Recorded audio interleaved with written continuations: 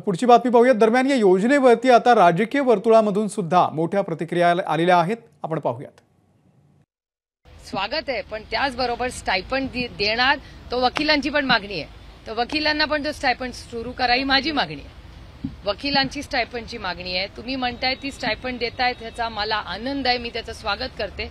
पण स्टायपंड बरोबर महाराष्ट्रामध्ये इन्व्हेस्टमेंट राहून यांना परमनंट नोकऱ्या कशा मिळतील याच्यातही थोडंसं लक्ष घातलं तर त्या मुलांना जास्त निधी स्टायपंड किती देईन 5-10 हजार 15-20 हजार 25 हजार रुपये देतील।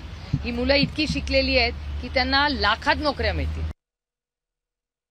निवडणुकीच्या तोंडापुढे ठेवून नजरेपुढे ठेवून निवडणुका त्यांनी काही निर्णय ते घेतलेले आहेत की ज्याच्यातून त्यांची मताची वाढ होईल असं त्यांना वाटतं।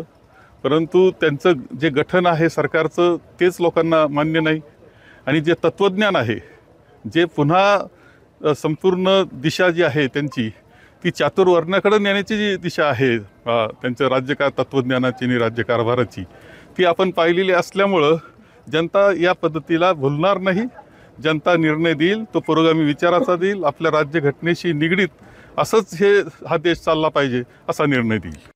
ठीक आहे, योजना म्हणजे जे बेरोजगार असतील त्यांना दिलं तर त्याचं स्वागतच आहे, पण स्टायपेंड देण्यापेक्षा त्यांना नोकरी देणं हे जास्ती महत्त्वाचं काम सरकारचं असायला पाहिजे। एवढी मोठी रक्कम जर महिन्याकाठी वगैरे अशी दिली जात असेल तर राज्याच्या तिजोरीवरती येत्या काळामध्ये परिणाम होणार नाही का असं वाटतं का? मला असं वाटतं तरतूद केली असेल अजितदादांनी, त्याची का तरतूद केली त्यांनी सांगितली पाहिजे।